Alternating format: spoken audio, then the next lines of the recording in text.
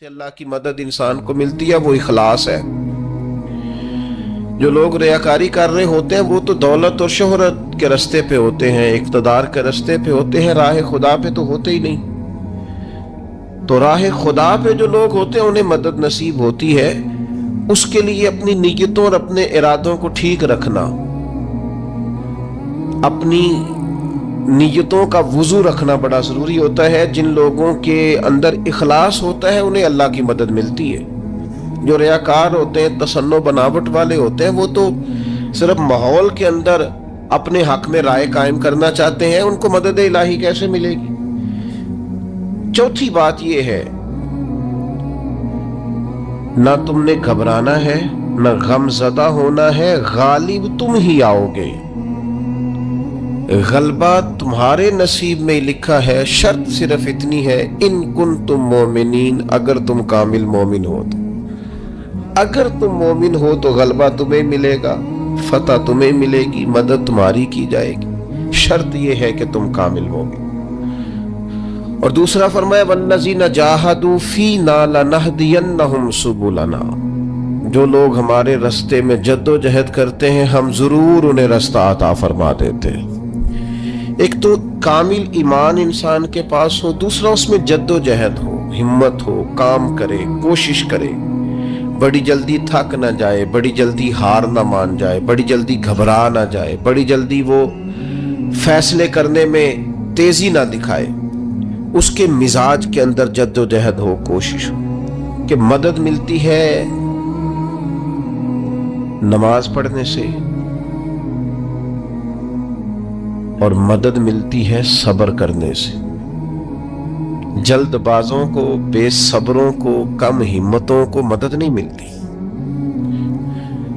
جو حکمت سے زیادہ جذباتیت کے قائل ہوں، تدبر اور فہم و فراست کی بجائے جلد بازی ان کا مزاج ہو، ان کو مدد کیسے ملے گی؟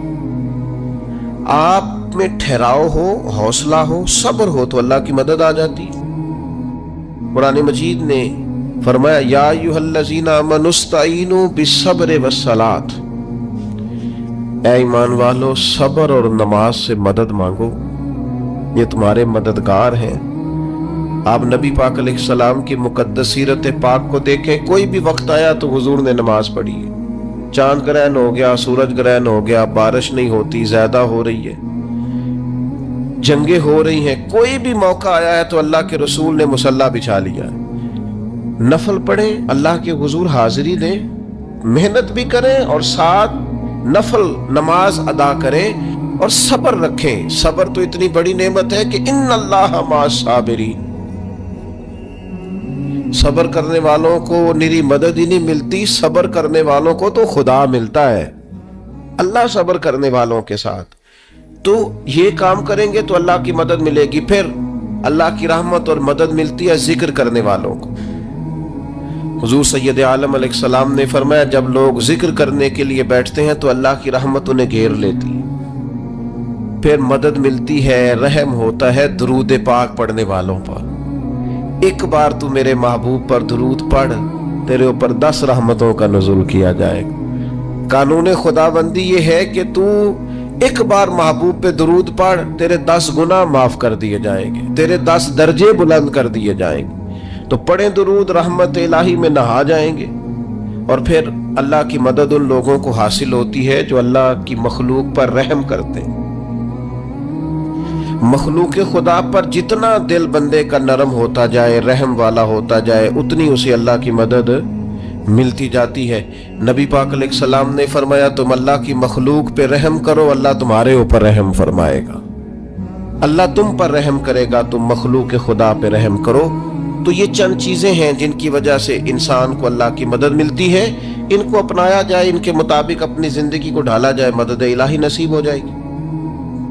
ایک چھوٹا سا پہلو دوسرا بھی آپ کی خدمت میں عرض کرنا ہے۔ جس طرح کچھ چیزوں سے اللہ کی مدد اور رحمت حاصل ہوتی ہے نا، اسی طرح کچھ کام کرنے سے اللہ ناراض ہو جاتا ہے، اس سے مدد الہی دور چلی جاتی ہے۔ سب سے پہلی چیز یہ ہے کہ جب لوگ اللہ کی یاد سے منہ موڑتے ہیں نا، تو اللہ فرماتا ہے وَمَنْ أَعْرَضَ عَنْ ذِكْرِي فَإِنَّ لَهُ مَعِيشَةً ضَنْكًا، اگر تم میری یاد سے منہ موڑو گے تو میں تمہارے لیے زندگی تنگ کر دوں گا، تمہاری معیشت تنگ ہو جائے گی اگر تم نے میری یاد سے منہ پھیر لی۔ اللہ کے ذکر سے اور اس کی یاد سے منہ پھیر کر فقط اپنے بازو کی قوت پر بھروسہ کرنا، یہ کوئی عقل مندی اور دانش مندی کی علامت نہیں ہے۔ دوسری بات یاد رکھیں، جو لوگ بے یقین ہوتے ہیں نا، یقین کی دولت جن کے پاس نہیں ہوتی، ان کے پاس بھی اللہ کی مدد نہیں ہوتی۔ اللہ کی مدد تو یقین والے لوگوں کو ملتی، جن لوگوں کا یقین مضبوط ہوتا ہے نا ان کو مدد ملتی۔ اور پھر جو مستقل ڈیوٹی کرتے ہیں، مستقل تھوڑا سا کام کرنے کے بعد جو تھک جائے، تھوڑی سی کوشش کے بعد جو پریشان ہو جائے، ان لوگوں کو اللہ کی مدد نہیں ملا کرتی۔ اللہ کی مدد ان لوگوں کو ملتی ہے جو مستقل کوئی کام کرتے ہیں، جو کوئی ڈیوٹی کرتے ہیں، جو کوئی کام سر انجام دیتے ہیں۔ اسی طرح جو لوگ مستقل کام کرتے ہیں انہیں مدد ملتی ہے، جو مستقل مزاج نہیں ہوتے انہیں اللہ کی مدد نصیب نہیں ہوتی۔ ان الذین قالوا ربنا اللہ ثم استقاموا تتنزل علیہم الملائکہ، جن لوگوں نے کہا اللہ ہمارا رب ہے پھر وہ اس پر ڈٹ گئے، یہ وہ لوگ ہیں جن کی مدد کے لیے اللہ فرشتوں کا بھی نزول فرما دیتا ہے، اللہ فرشتوں کا نزول کر دیتا ہے ان لوگوں کے۔ تو مستقل کام کرنے سے اللہ کی مدد ملتی ہے۔ تو جو لوگ مستقل مزاج نہیں ہوتے وہ اس سے معاذ اللہ محروم ہو جاتے ہیں۔ پھر ظلم سے اللہ کی مدد روٹ جاتی ہے، جب لوگ ظلم اور زیادتی کرتے ہیں پھر انہیں اللہ کی مدد نصیب نہیں ہوتی۔ کسی معاشرے میں بھی اگر ظلم عام ہو جاتا ہے تو وہاں سے رحمت الہی روٹ جاتی ہے۔ پھر اسی طریقے سے جو لوگ تسنع کرتے ہیں، ریاکاری کرتے ہیں، نبی کریم علیہ السلام نے فرمایا کہ اللہ قیامت کے دن کچھ لوگوں سے فرمائے گا ان سے جا کے اجر مانگو جنہیں دکھانے کے لیے تم نے عمل کیے تھے، میرے لیے تو کیے ہی نہیں، اللہ کی مدد روٹ گئی، ناراض ہو گئی۔ تو ایسے لوگوں سے بھی مدد الہی ناراض ہو جاتی ہے۔ پھر رزق حرام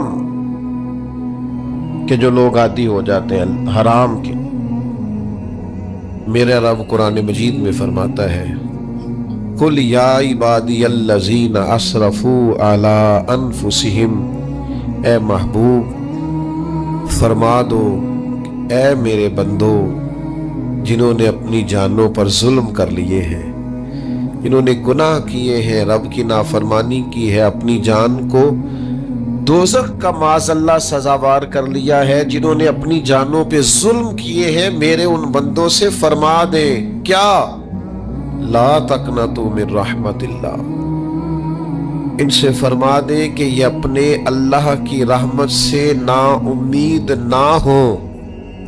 یہ تھی معافی۔ اور وہ جو میں نے کہا نا ذرا گردن جھکائے اور پھر پیشانی بھی چوم لے، بلا مثال و بلا تشبیہ آگے فرما ان اللہ یغفر الذنوب جمیعا، یہ اس ہونے والی اس موجودہ غلطی کی ہی بات نہیں، بے شک اللہ سب گناہوں کو معاف فرما دے گا۔ تو مالک یہ ایک دفعہ ہی ہوگا، یہ آج ہی رحمت آئی ہے، یہ کسی ایک مخصوص وقت، ایک مخصوص موقع یا کسی مخصوص تاریخ کے لیے ایسا ہے؟ فرمایا نہیں، انہو هو الغفور الرحیم، اللہ ہے ہی بڑا بخشنے والا اور رحمت فرمانے والا۔ یہ اس کریم کا ہمیشہ کا طریقہ ہے کہ وہ غفور بھی ہے اور وہ رحیم بھی ہے، معاف کر دیتا ہے۔ اور ان اللہ یغفر الذنوب جمیعا، بے شک اللہ سب گناہوں کو معاف فرمائے گا۔ مجھے بتائیے، ہانپتے کانپتے لرزتے سہمے ڈرتے کب کبھی وجود پہ طاری ہوئی بندے میدان محشر میں جمع ہو، انہوں نے خبر ہو کہ ڈائری تو کھل گئی، آڈیو ویڈیو تو چل گئی، پتہ تو سارا آ گیا، فرشتے دفتر اعمال لے کر پہنچ گئے، چھوٹی سی چھوٹی ذرے کے برابر بھی کوتاہی تو یہاں تک آ گئی، بندہ ڈرے کانپے اور اچانک آواز کرم آئے، ان اللہ یغفر الذنوب جمیعا، بے شک اللہ سارے گناہوں کو معاف فرمانے والا ہے۔ تو کیفیت کیا ہے، انداز کیا ہے؟ اس وقت انسان کے دل کو جو تسلی ہوتی ہے وہ تسلی کیا؟ ان اللہ یغفر الذنوب جمیعا، بے شک اللہ سب گناہوں کو بخش دیتا ہے۔ دوستو، شدید بے سکون، بے چین، مضطرب، الجھے خیالات، سخت بیمار، سخت کمزور، مالی مشکلات کا شکار لوگ، جسمانی بیماریوں سے لڑنے والے لوگ، اور رشتہ داروں اور احباب اور ان کی بے وفائیوں کا شکوہ کرنے والے لوگ، اگر ان ساری تکلیفوں سے نکلنا چاہیں تو حل ایک ہی ہے، ادھر ادھر نہ دیکھیں، اپنے رب کی رحمت کی طرف دیکھیں، اپنے کریم مالک کے کرم پر توجہ کریں، اور یہ ذہن بنائیں کہ کتنا بھی بیمار ہو، جب رب شفا دینا چاہے، کوئی کتنا۔ اور پھر حضور نے ایک بات ارشاد کی، کچھ باتیں ایسی ہیں جن کو بیان کرتے ہوئے نا گہرائیاں ساری ختم ہو جاتی ہیں کہ اس سے زیادہ گہری بات کیا ہو سکتی، رعنائیاں اور رنگ سارے مان پڑ جاتے ہیں کہ اب اس میں جلوے اور کتنے بھرے جا سکتے تھے۔ ساری انسان کی سوچیں اور وسعتیں اچانک سمٹنے لگتی ہے کہ یار اتنی بڑی بات۔ یہ ذرا انداز دیکھیے حضور کا بیان کرنے کا۔ نبی پاک علیہ السلام فرماتے ہیں جب قیامت والے دن اللہ ان لوگوں کو اجر عطا کرے گا نا جن پر دنیا میں مشکلات آتی رہی، تو فرمایا وہ لوگ سوچیں گے کہ یہ تو مشکلات تھوڑی تھی، کاش کبھی زیادہ آ جاتی نا، کاش ہمارے وجود کینچیوں سے کاٹ دیے جاتے۔ وہ لوگ سوچیں گے، اور وہ بھی سوچیں گے جن پر مشکلات نہیں آئی تھی کہ کاش کبھی ہم بھی اس چکی سے پس کے آتے نا۔ اس سے زیادہ بھی کوئی اجر ہو سکتا ہے کہ رب کہتا ہے ان اللہ مع الصابرین، جو مصیبت پہ صبر کر دے اللہ اس کے ساتھ ہے۔ معیت الہی اس شخص کو نصیب ہو رہی، رحمت خداوندی سے کبھی نظر نہ ہٹائیں۔ آتی رہتی ہیں مشکلات، آتے رہتے ہیں دکھ، ہو جاتی ہیں غلطیاں، کمزور ہے انسان، کر بیٹھتا ہے گناہ بھی، لیکن ایک گناہ میرا ماں پیو ویکھے، ایک گناہ میرا ماں پیو ویکھے تے دیوے دیس نکالا، تے لکھ گناہ میرا مولا ویکھے تے پردے پاون والا، ڈھال دیتا ہے رحمت کا پردہ، کرم ہو جاتا ہے۔ رحمت الہی سے کبھی توجہ نہ ہٹے، اپنے دل کو ٹھنڈا رکھنے کے لیے، طبیعت کو سکون میں رکھنے کے لیے رحمت۔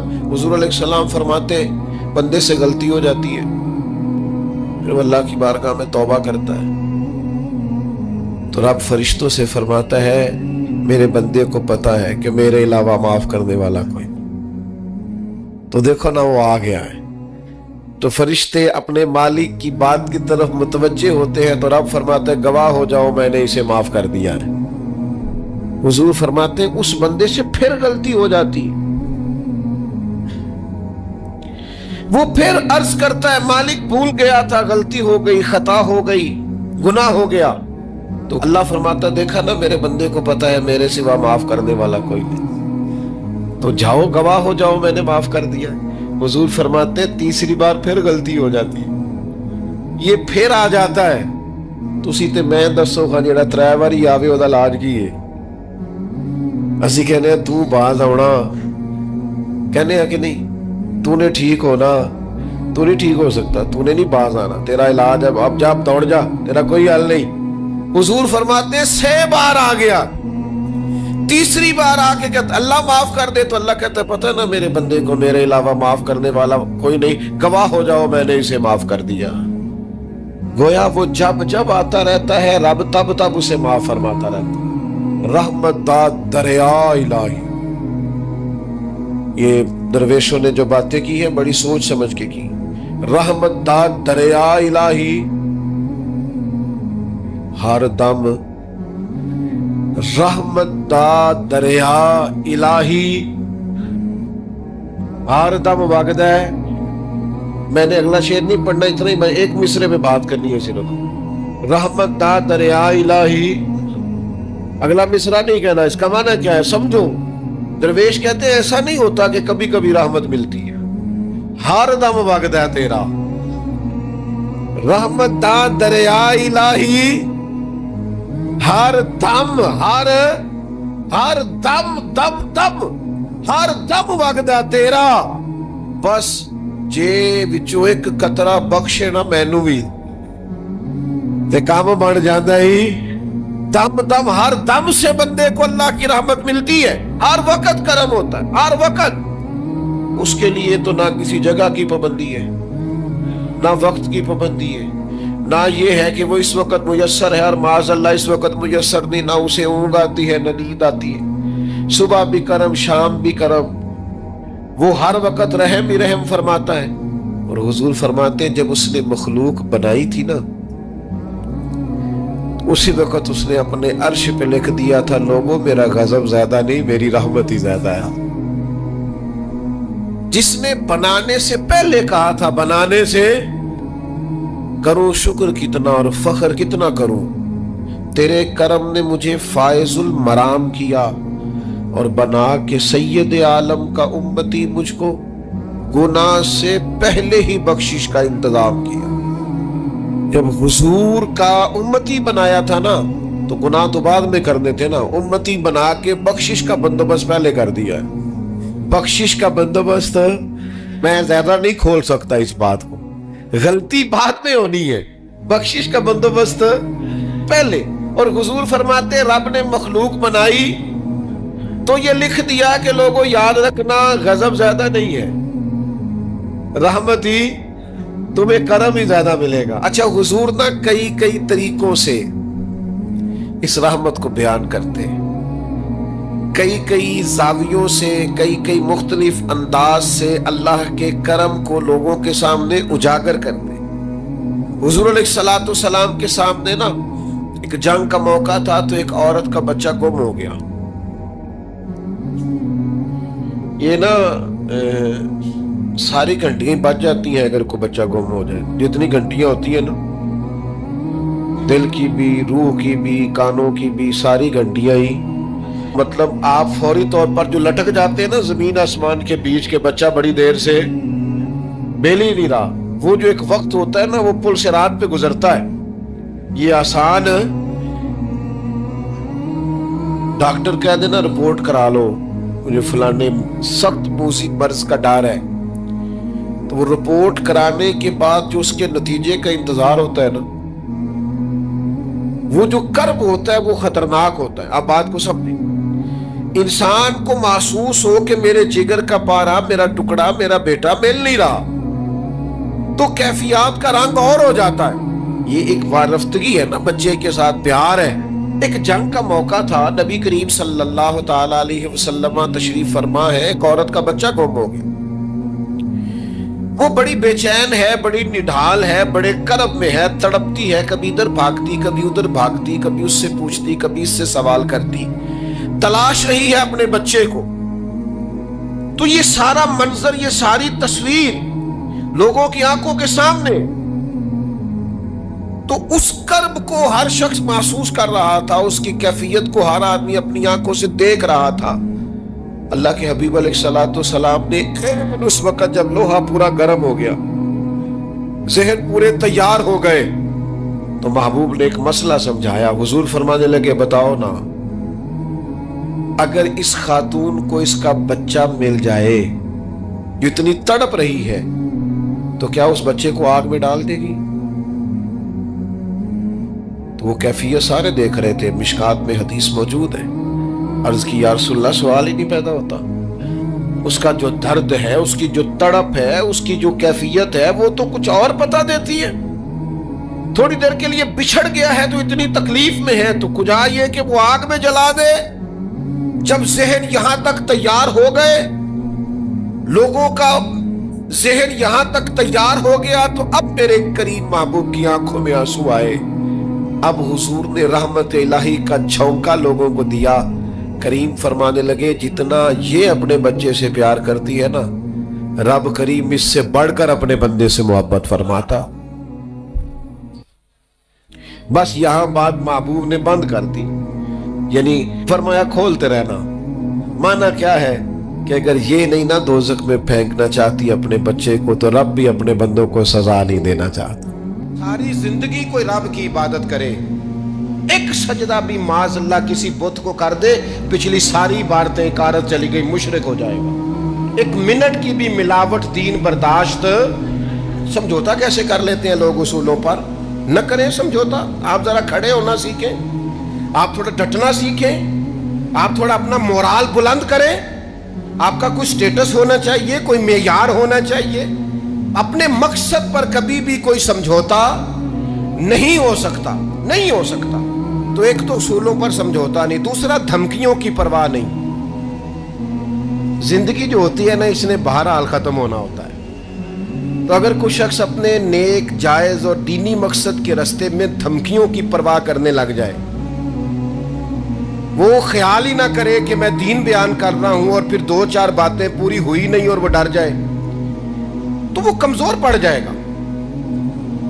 1 2 4 5 منٹ کے اندر بلیک میل ہو جاتے ہیں لوگ، کوئی برداشت ہی نہیں کر پاتے، نتیجے اس کے ٹھیک نہیں نکلتے۔ یہ کام بھی کفار نے کیا۔ نبی پاک علیہ السلام نے اعلان نبوت کیا تو سلسلہ جب آگے چلا تو ایک ٹائم ایسا آیا کہ ساری برادری اکٹھی ہو کے جناب ابو طالب کے پاس آ گئے۔ یہی چچا تھے جو حضور کی ہر حوالے سے طرفداری بھی کرتے تھے، حمایت بھی کرتے تھے۔ وہ آئے، آ کے جناب ابو طالب سے کہا کہ یہاں تو آپ اپنے بھتیجے کو منع کریں، وہ ہمارے معبودوں کو برا بھلا کہہ کے ہمارے جذبات کو ٹھیس پہنچاتے ہیں معاذ اللہ، یہاں پھر آپ تیار ہو جائیں ہم سے جنگ کرنے کے لیے۔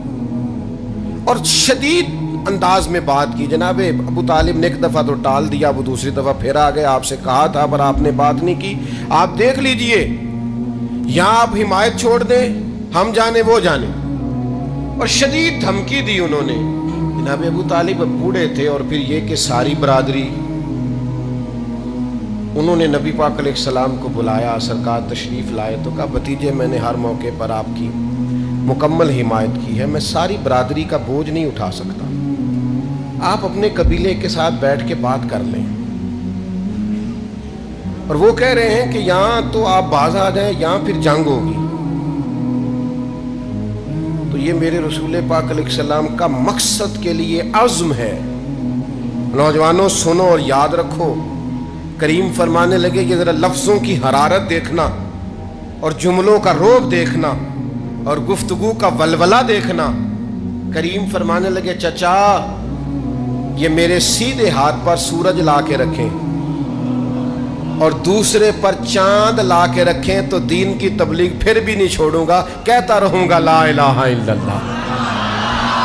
اور حضور علیہ الصلوۃ والسلام نے فرمایا میں دین کی تبلیغ کرتا رہوں گا، اور چچا 2 ہی باتیں ہیں، یا دین غالب آ جائے گا یا میں اپنی جان دین کے راستے میں پیش کر دوں گا۔ یہ رسول پاک کا دیا ہوا فلسفہ ہے کہ آپ کو دین کا کام کرنا ہے تو جان لڑا کے کرنا ہے، یہ شہادت کا ہے الفت میں قدم رکھنا ہے۔ لوگ آسان سمجھتے ہیں مسلمان ہونا، آپ کو پھر پوری مشقت کے ساتھ زخم پہ زخم کھا کے جی خونے جگر کے گھونٹ پی آہ نہ کر لبوں کو سی، یہ عشق ہے، کوئی دل لگی نہیں۔ چپ کر کوئی گلہ نہ کرنا، شکوہ نہ کرنا، کسی قسم کا لفظ زبان پہ اعتراض کا نہ لانا، یہ عشق ہے، کوئی دل لگی نہیں۔